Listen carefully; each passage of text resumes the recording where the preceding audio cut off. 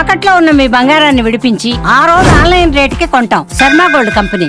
పాకిస్తాన్లో ఓ భారతీయుడు గర్వంగా నిలబడ్డాడు. పాక్ నడిబొడ్డున తొడగొట్టి మీసం తిప్పి పెత్తనం చలాయిస్తున్నాడు. సింహ బోనులోకి వెళ్లి నిద్రలేపి మరీ వేటాడిన వేటగాడిలా పాక్ గడ్డపై సత్తా చాటాడు. పాకిస్తాన్లోని 22,000 చదరపు కిలోమీటర్ల సామ్రాజ్యానికి మకుటం లేని మహారాజు అతను. ఎంతో ప్రఖ్యాత చరిత్ర కలిగిన రాజపుత్రుల వంశానికి చెందిన వీరుడు, ధీరుడు. పాకిస్తాన్లో ఏకైక హిందూ సింహంగా కొనియాడుతున్న ఆ వ్యక్తి మరెవరో కాదు, రాణా హమీర్ సింగ్.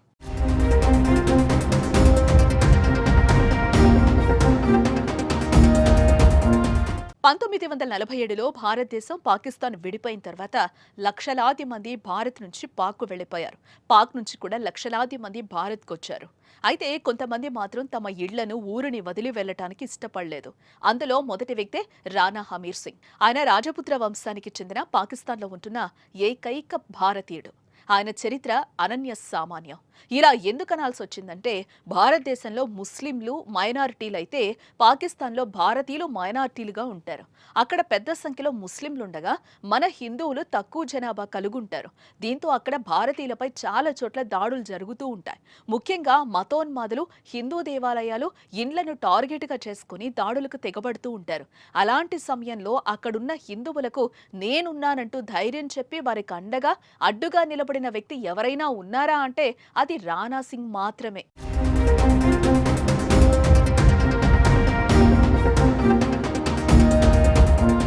ఇక ఈయన చరిత్ర చాలా గొప్పది. ఎందుకంటే అక్కడ ప్రజలు కట్టే డబ్బులతోనే ప్రజాపాలన సాగుతుంది. కానీ ఈయన పరిపాలనలో అలా ఉండేది కాదు. ప్రజలు కట్టిన పన్నులు ప్రభుత్వానికి వచ్చే ఒక్క రూపాయి కూడా తీసుకునేవాడు కాదు. తన సొంత ఆస్తిలోని డబ్బులను ఉపయోగించి రాజకీయం చేసేవారు. అలా ఆ డబ్బులతోనే ప్రజాసేవ చేసేవారు. ప్రజలకు అండగా నిలబడేవాడు. ముఖ్యంగా దాడులకు, దాష్టికాలకు పాల్పడుతున్న పాకిస్తాన్లోని హిందువులందరినీ ఏకతాటికి తెచ్చి ఒక గొడుగు కిందకు తీసుకొచ్చి నేనున్నానంటూ నిలబడ్డాడు.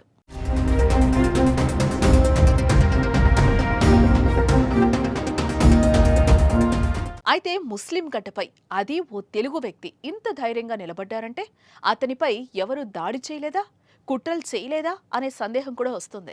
అయితే చాలా మంది అతన్ని కదిపే ప్రయత్నం చేశారు, దాడులు చేసే కుట్రలు చేశారు.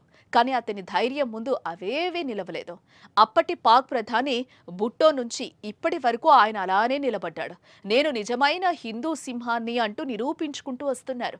ఇకపోతే అప్పటి పాక్ ప్రధాని భుట్టో ఇతనికి చాలా మద్దతు తెలిపేవారు. అయితే దాన్ని ముస్లింలోనే కొంతమంది వ్యతిరేకించినా దాన్ని భుట్టో పట్టించుకోలేదు. దానికి కారణం అతని ధైర్యంతో పాటు నిజాయితీ.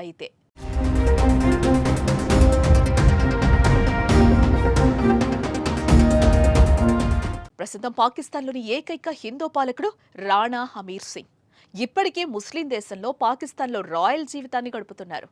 ఓసారి పాకిస్తాన్ ప్రధానమంత్రికి బహిరంగంగా యుద్ధ సవాల్ విసిరారు రాణా హమీర్ సింగ్. తలపై కాషాయ తలపాగా, నుదిటిపై తిలకం ధరించి ధీమాగా జీవిస్తున్నారు. 53 ఏళ్ల హమీర్ సింగ్ దివంగత పాకిస్తాన్ ప్రధానమంత్రి బెనజీర్ భుట్టో రెండోసారి అధికారంలోకి వచ్చినప్పుడు శాస్త్ర సాంకేతిక వ్యవసాయ శాఖలకి మంత్రిగా పనిచేశారు. సింగ్ 3 సార్లు సింధ్ అసెంబ్లీ సభ్యుడిగా కొనసాగారు. రాణా హమీర్ సింగ్ పాకిస్తానీ హిందువుల అభ్యున్నతి కోసం కృషి చేశారు.